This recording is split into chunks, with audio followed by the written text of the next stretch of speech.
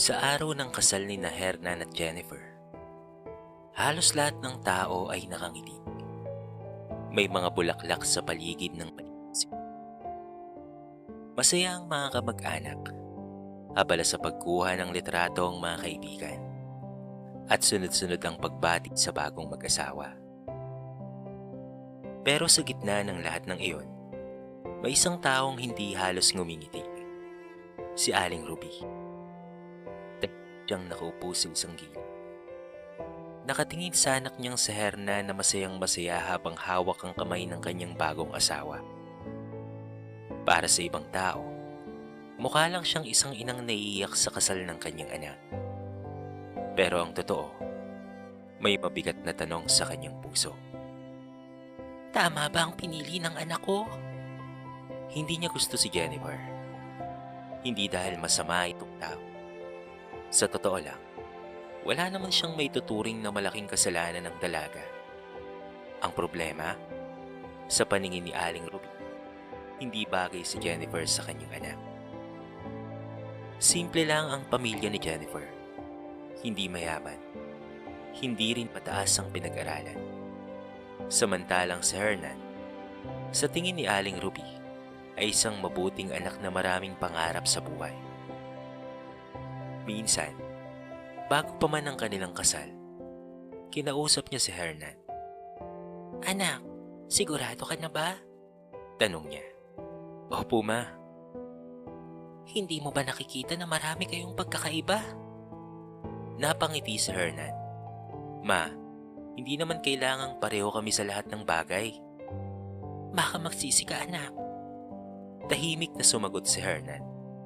Mas pagsisisihan ko po kung pakakawalan ko pa po siya dahil lang natatakot kayong tanggapin siya. Masakit iyon para kay Aling Ruby. Hindi dahil bastos ang anak niya. Kung hindi dahil sa unang beses niyang naramdaman na may isang babae na mas malakas ang impluwensya sa puso ni Hernan kesa sa kanya. At yon ang kinatatakutan niya. Ang mawala ang kanyang anak. Ruby, mahinang tawag ni Mang Romeo mula sa tabi niya. Napatingin siya sa asawa. Hindi mo kailangang ngumiti kung hindi mo kaya, sabi nito. Pero huwag mo ring hayaang masira ang araw ng anak mo. Hindi sumagot si Aling Ruby. Sa kabilang mesa naman, kausap ni Aling Berna ang ibang bisita. Paminsan-minsan ay sumusulyap siya kay Aling Ruby. Kilala niya ang kaibigan niya. Alam niyang hindi simpleng ayaw lang sa manugang ang nararamdaman nito. Takot iyon. Takot na kapag nag-asawa na si Hernan, hindi na siya kailangan nito. Pagkatapos ng seremonya, lumapit sina Hernan at Jennifer upang magpaalam.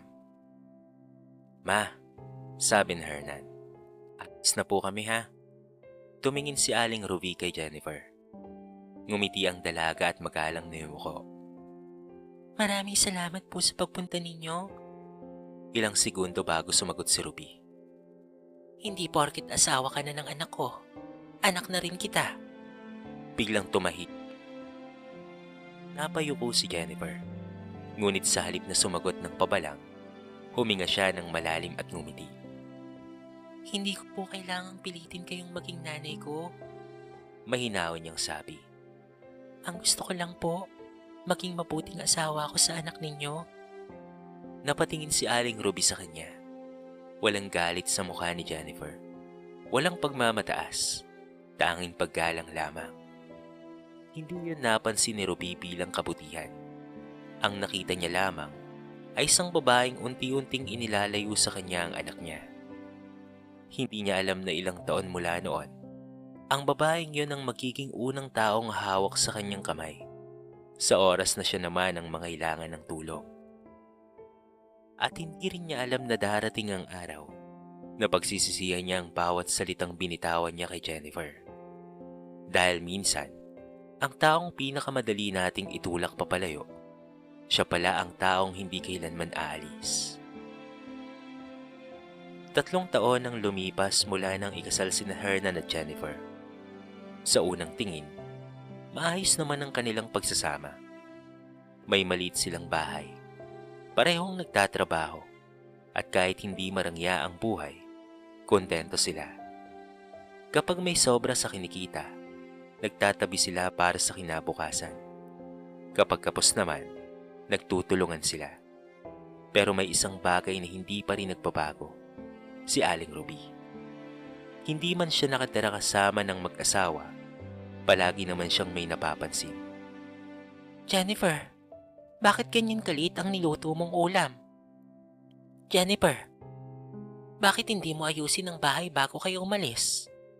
Jennifer, anak ko ang asawa mo. Dapat alam mong alagaan siya. Sa umpisa, pinapalampas lamang iyon ni Jennifer. Baka nag-aalala lang si Mama kay Hernan, sabi niya sa sarili.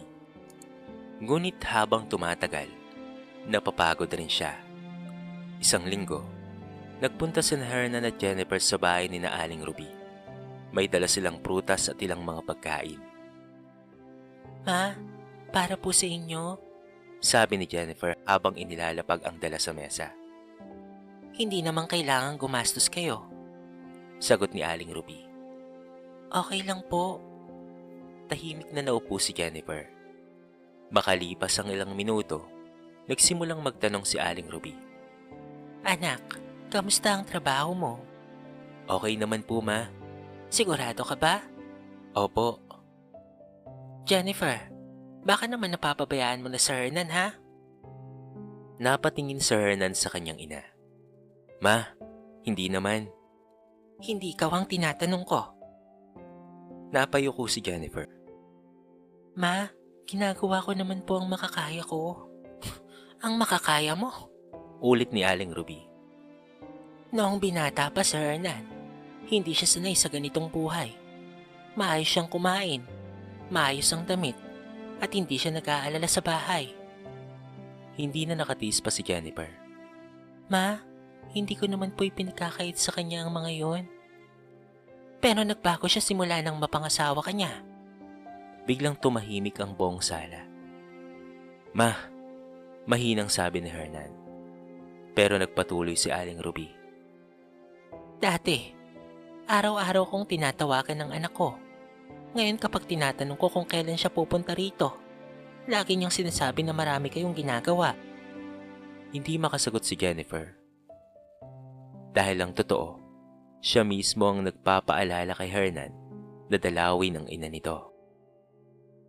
Ma, sabi niya. Ako pa nga po ang nagsasabi kay Hernan na dalawin kayo. Napatingin si Aling Ruby sa kanya. Talaga? Opo. Hindi na sumagot pa si Aling Ruby. Sa gabing iyon, habang pauwi ang mag-asawa, ay tahimik lang si Hernan. Galit ka ba sa akin? Tanong ni Jennifer. Hindi. Sa mama mo? Umiling siya. Hindi rin. Kung ganon, bakit parang ang bigat? Huminga ng malalim si Hernan. Hindi ko alam kung papaano ko kayong pagsasabayin. Napangiti ng malungkot si Jennifer. Hindi mo naman kailangang pagsabayin kami. Tao lang rin ako, Jen. Nanay ko siya. Asawa kita.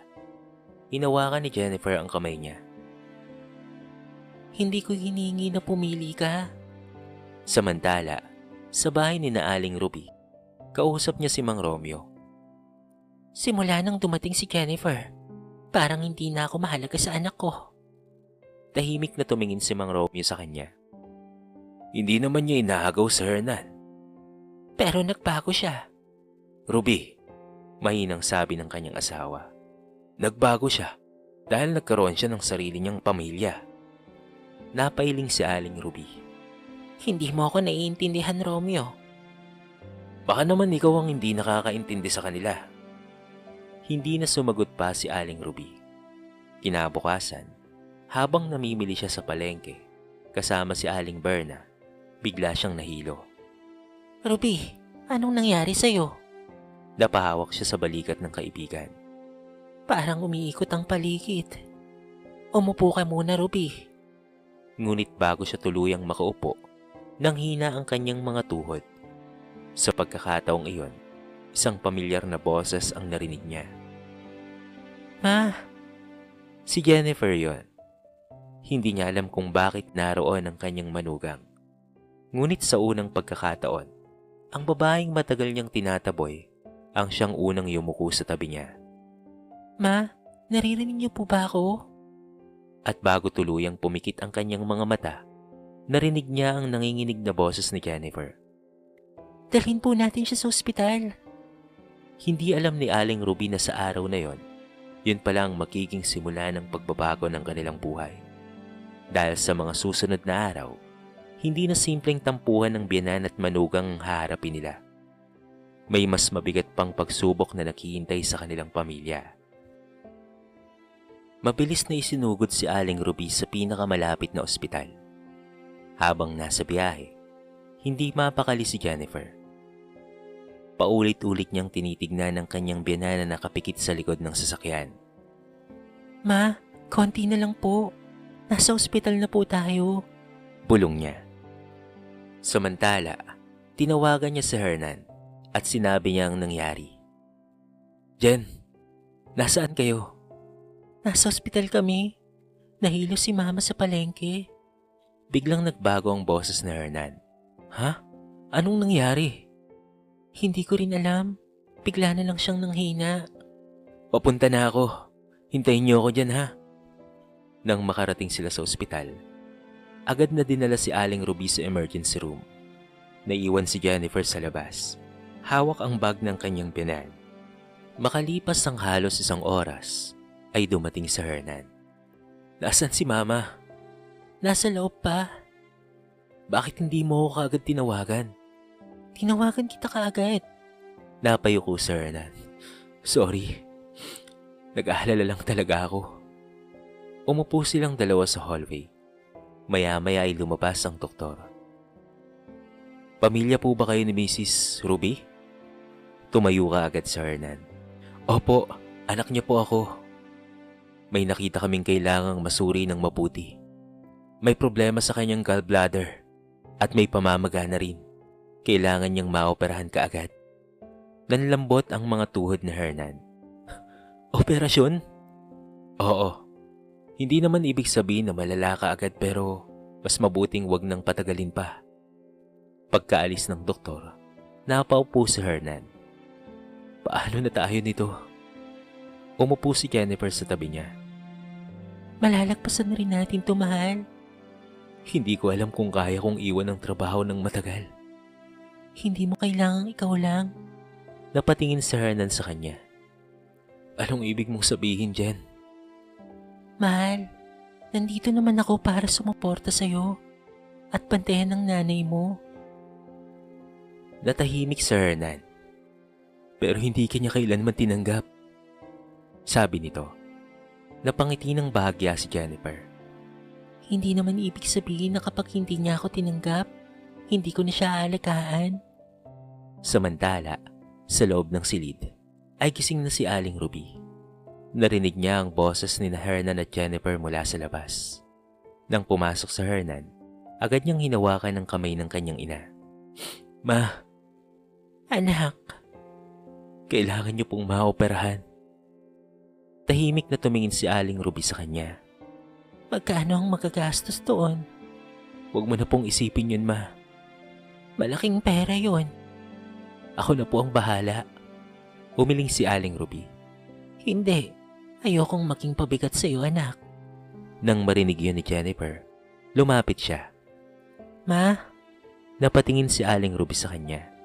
hindi niyo po kailangang isipin na pabigat kayo. Bakit? Hindi ba kayo mahihirapan yan? Lahat naman po tayo may pinagdaraanan. Pero hindi mo naman ako kailangang alagaan. Sandaling natahimik si Jennifer. Hindi ko po ginagawa ito dahil kailangan ko kayong alagaan. Kung gayon, bakit? Tumingin siya kay Hernan. Dahil mahal ko po ang anak ninyo. Napaluha si Aling Ruby. Hindi mo kailangang patunayan yun sa akin. Hindi ko po pinapatunayan. Mahina siyang umiti. Ginagawa ko lang po ang alam kong tama. Ilang araw ang lumipas. Dumating ang araw ng operasyon. Sa labas ng operating room, hindi mapakali si Hernan. Pabalik-balik siya sa hallway. Si Jennifer naman ay tahimik na nakaupo Hawak ang rosaryo. Jen, Bakit, mahal? salamat ha. Ngumiti siya. Wala yun. Hindi. Alam kong hindi madali para sa'yo. Hindi sumagot si Jennifer. Makalipas ang ilang minuto, inilabas si Ruby patungo sa operating room. Habang dumaraan, nakita niya sina Hernan at Jennifer. Mahigpit niyang hinawakan ang kamay ng anak. Ngunit bago siya tuluyang mawala sa paningin nila, hinanap ng kanyang mga mata si Jennifer. Saglit silang nagkatinginan. At sa unang pagkakataon, walang galit sa mga mata ni Aling Ruby. May takot, may pangamba, at may kahilingang matagal niyang ipinagkait na sabihin. Jennifer, huwag kayong aalis ha. Napahigpit ang hawak ni Jennifer sa kanyang kamay. Opo ma, hindi po kami aalis. At sa unang pagkakataon, tinawag ni Jennifer ang biyanan niya. Hindi dahil obligasyon niya ito, kung hindi dahil nagsisimula na niyang ituring si Ruby bilang sarili niyang ina. 3 araw matapos ang operasyon, pinayagan ng makauwi si Aling Ruby. Hindi ba siya tuluyang magaling? Kailangan niyang magpahinga, uminom ng gamot sa tamang oras, at bumalik sa ospital para sa follow-up check-up. Sa unang gabi nila sa bahay, hindi mapakali si Aling Ruby. Jennifer, Tawag niya. Agad na lumapit ang manugang. bakit po ma? May kailangan po ba kayo? Gusto kong uminom ng tubig. Kumuha si Jennifer ng baso at inalalayan siyang uminom. Salamat ha. Iyon ang simpleng salitang ilang taon niyang hinihintay na marinig mula sa biyanan. Pero hindi niya ipinahalata kung gaano yun kahalaga sa kanya. Matulog na po kayo. Ako na po ang bahala rito. Hindi ka pa ba natutulog? Okay lang po. Makalipas ang ilang minuto, ay nakatulog na nga si Aling Ruby. Ngunit hindi si Jennifer.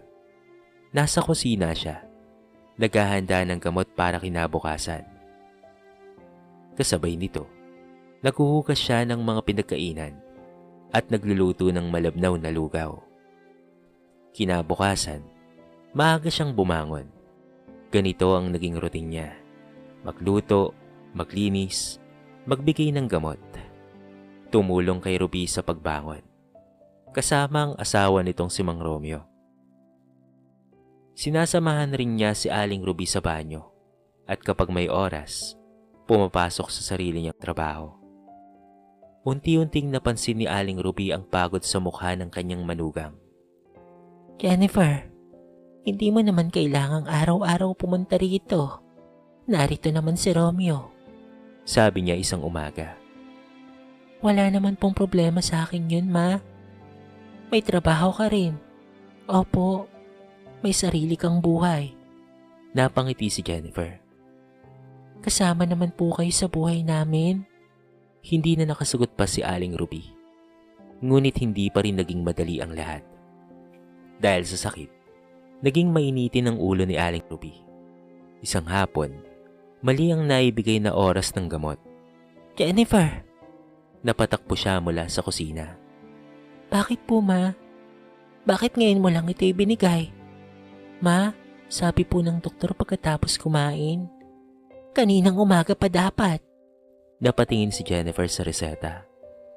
Ma, ito po ang nakasulat. E di mali ang pagkakaintindi mo. Hindi sumagot si Jennifer. Kinuha niya ang gamot at inilapag sa mesa. Paglabas niya ng silid, doon siya napahawak sa dibdib. Hindi dahil sa sakit, kung hindi dahil sa pagod. Pumasok siya sa kusina at tahimik na umiyak. Ilang minuto ang lumipas nang marinig niya ang boses ni Mang Romeo. Anak! Mabilis niyang pinunasan ang kanyang mga luha. Ayos ka lang ba, anak? Okay lang po ako, pa. Hindi mo kailangang sabihin na okay ka kung hindi naman talaga. Napayuko si Jennifer. Pagod lang po talaga ako. Tumango si Mang Romeo. Alam ko, anak, naiintindihan kita. Pero ayoko pong maramdaman ni Mama na pabigat siya. Hindi masama ang mapagod, anak. Normal lang yan. Lalo na nag-aalaga ka. Nahihiya na nga ako sa iyo anak eh. Pero maraming salamat ha. Dahil nandito ka at patuloy kang sumusuporta sa amin. Hindi na napigilan pa ni Jennifer ang pag-iyak. Hindi niya alam na sa kabilang pintuan, naririnig ni Aling Ruby ang lahat. At sa unang pagkakataon, nakita niya ang isang bagay na matagal na niyang hindi napansin. Hindi perpekto si Jennifer. Napapagod rin ito. Nasasaktan. May sariling problema. Ngunit sa kabila ng lahat, hindi ito umaalis. Kinagabihan, lumala ang pananakit ng tiyan ni Aling Ruby. Jennifer! Agad siyang lumapit. Ma? Ano pong nangyari? Ang sakit. Ang sakit ng tiyan ko. Nataranta si Jennifer. Tinawagan niya si Hernan at si Mang Romeo. Makalipas ang ilang minuto, muli nilang isinugod si Aling Ruby sa ospital. Habang nasa hallway, hawak ni Jennifer ang kamay ng kanyang pinan. Ma, nandito lang po kami. Mahigpit na hinawakan ni Aling Ruby ang kamay niya. At sa unang pagkakataon, hindi niya ito binitawan. Maya-maya ay tumingin siya kay Jennifer. Bakit? Ano pong bakit, Ma? Bakit hindi ka umahalis? Napaluha si Jennifer. Dahil pamilya ko po kayo. Tahimik na tumingin si Aling Ruby sa kanya. Pero hindi ako naging mabuting biyanan sa'yo. Umiling si Jennifer. Hindi pa naman po huli ang lahat. Nangilid ang luha ng mga mata ni Aling Ruby. Matagal siyang tumahimik bago mahina niyang sinabi. Jennifer, bakit po, Ma? Salamat ha. Dalawang salita lamang iyon. Pero para kay Jennifer, sapat na iyon. Dahil sa unang pagkakataon, hindi na siya nakipaglaban para tanggapin siya ni Aling Ruby. Nagsimula na silang parehong matutong magmahal bilang isang pamilya. At sa araw na yon, unti-unting nabasag ang pader na ilang taon ding itinayo ni Aling Ruby sa pagitan nilang dalawa. Makalipas ang ilang linggo, unti-unti nang bumalik ang lakas ni Aling Ruby. Nakakalakad na siya nang hindi gaanong nahihirapan. Kaya na rin niyang maganda ng sarili niyang pagkain at kumuha ng maliliit na gawaing bahay. Ngunit higit sa lahat, may isang bagay na unti-unting nagbabago sa kanya. Ang pakikitungo niya kay Jennifer. Hindi na siya palaging nagbibigay ng puna. Hindi na rin siya naghahanap ng pagkakamali. Sa halip, nagsisimula siyang magpasalamat sa maliliit na bagay. Jennifer, kumain ka na? Hindi pa po, Ma. Mamaya na lang po. Umupo ka muna rito. Ako nang maghuhugas. Napangiti si Jennifer. Ma, kayo po ang bagong opera. Hindi ibig sabihin nun, hindi na ako pwedeng maghugas ng plato. Pareho silang natawa. Sa kabilang bahagi ng kusina, tahimik na nakamasid si Hernan. Hindi niya akalain na darating pala ang araw na makikita niyang magkasamang nagtatawanan ng dalawang babaeng pinakamamahal niya. Isang hapon, nagpunta si Aling Berna sa bahay. Habang nagkakape sila, napansin niyang tahimik si Ruby. May iniisip ka ba? Umiling si Aling Ruby. Wala naman. Ruby, ilang taon na kitang kilala. Kapag sinabi mong wala, ibig sabihin marami. Napabuntong hininga si Aling Ruby. Berna, ano yon? Masama ba akong ina? Napatingin si Aling Berna sa kanya. Bakit mo naman natanong yan? Dahil pakiramdam ko, dahil sa takot kong mawala si Hernan, nakasakit ako ng ibang tao. Tahimik si Aling Berna. Hindi ko naman talaga kinamumuhian si Jennifer. Alam ko naman yun. Natakot lang ako. Sa ano naman? Na kapag nag-asawa na ang anak ko, hindi niya na ako kakailanganin pa. Napayuko si Aling Ruby.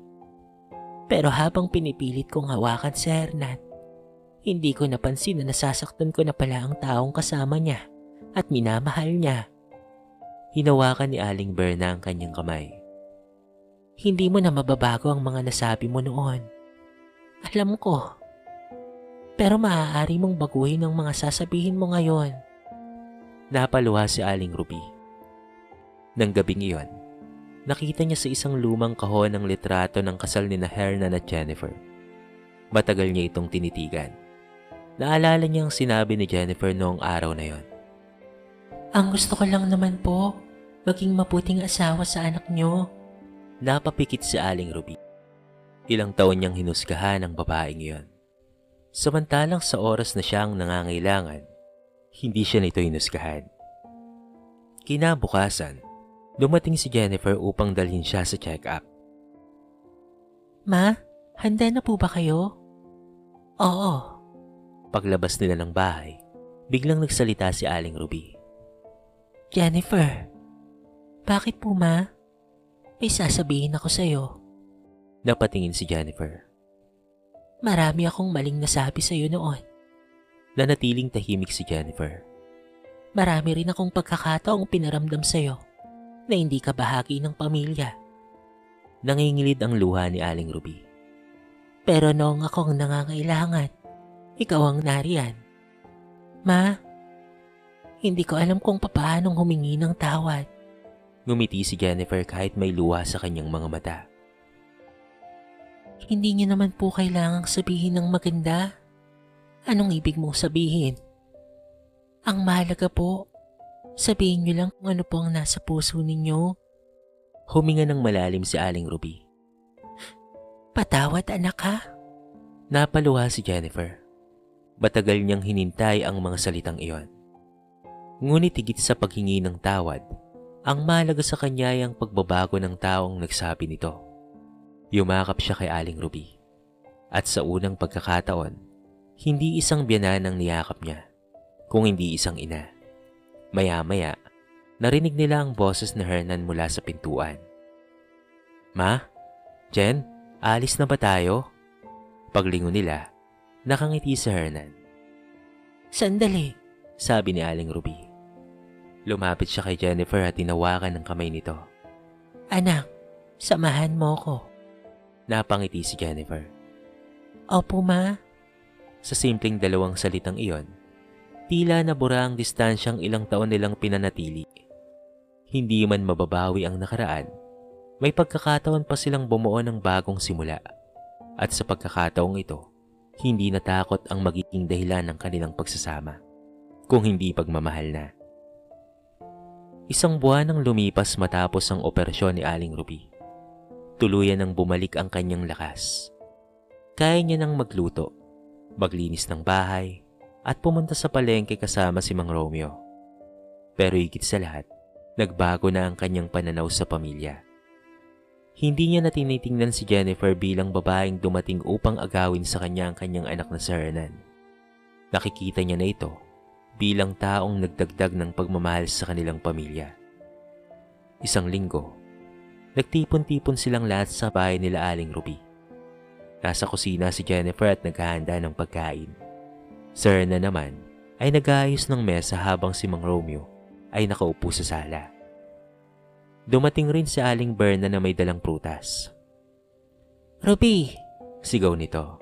Oh Berna, pasok ka. Pagdating sa kusina, nakita ni Aling Berna si Aling Ruby at pati na rin si Jennifer na magkasamang naghahanda. Nakakatuwa naman. Parang nananaginip ako. Biro niya. Sino kayo at nasaan ang dalawang babaeng dati kong kilala? Napatawa si Jennifer. Maayos na po kami. Hindi lang maayos, sabat ni Aling Ruby. Anak na ang turing ko sa kanya, kay Jennifer. Napatingin si Jennifer sa kanya at pareho silang umiti. Narinig yun ni Hernan mula sa sala. Ma, sabi niya, dati ayaw na ayaw niyo kay Jennifer ah. Biglang natahimik si Aling Ruby. Tumingin siya sa anak. Alam ko. Anong nangyari ma? Umupo si Aling Ruby sa tabi ni Jennifer. May mga bagay na matagal bago nating naintindihan.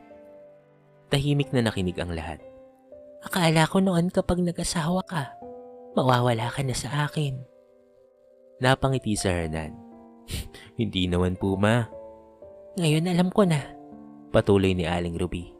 Hindi naman pala kailangang mamili ng anak sa pagitan ng ina at asawa. Tumingin siya kay Jennifer.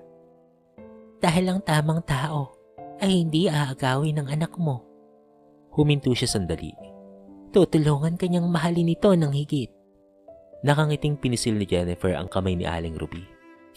Ma, Maikling sabi ni Jennifer. Maya-maya ay nagpatuloy si Aling Ruby. hindi ako naging mabuting biyanan sa'yo. Sabi ni Aling Ruby. Alam kong hindi sapat ang isang sorry para mabawi ang lahat. Umiling si Jennifer. Hindi ko po hiningi na burahin natin ang nakaraan. Kung ganon, anong gusto mo anak? Ngumiti si Jennifer. Magpatuloy lang po tayo. Napaluha si Aling Ruby. Anak, Nagyakapan ng dalawa. Tahimik na pinanood iyon ni Mang Romeo. Sa wakas, sabi niya, natuto rin ang asawa ko. Napatawa ang lahat. Makalipas ang ilang sandali, nagsimulang kumain ng pamilya. Simple lang ang handa. May pritong isda, gulay, sabaw, at paboritong ulam ni Hernan. Ngunit para kay Aling Ruby, parang kakaibang handaan yon. Dahil sa unang pagkakataon, wala siyang naramdamang takot. Wala nang pangambang may mawawala sa kanya. Sa halip, nadagdagan pa ang kanyang pamilya at nagkaroon pa siya ng anak. Pagkatapos kumain, tumayo si Aling Ruby upang maglikpit ng mga plato. ma ako na po. Sabi ni Jennifer. Hindi, tayong dalawa na lang. Napangiti si Jennifer. Sige po. Habang naglilikpit sila sa kusina, biglang nagsalita si Aling Ruby. Anak, bakit po ma?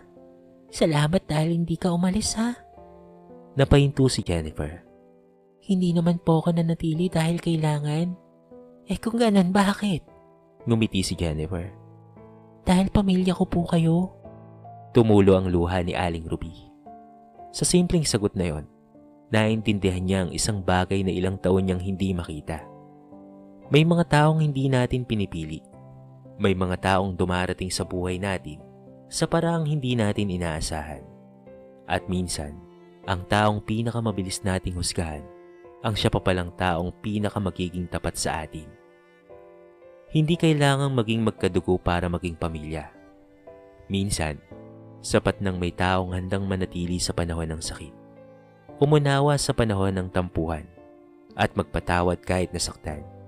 At para kay Aling Ruby, si Jennifer ang naging pinakamagandang patunay nito. Bago sila umuwi, niyakap niya ang kanyang manugang. Anak, uuwi ka na? Opo ma, bukas po ulit pupunta ako dito. Ngumiti si Aling Ruby. Mag-ingat ka ha?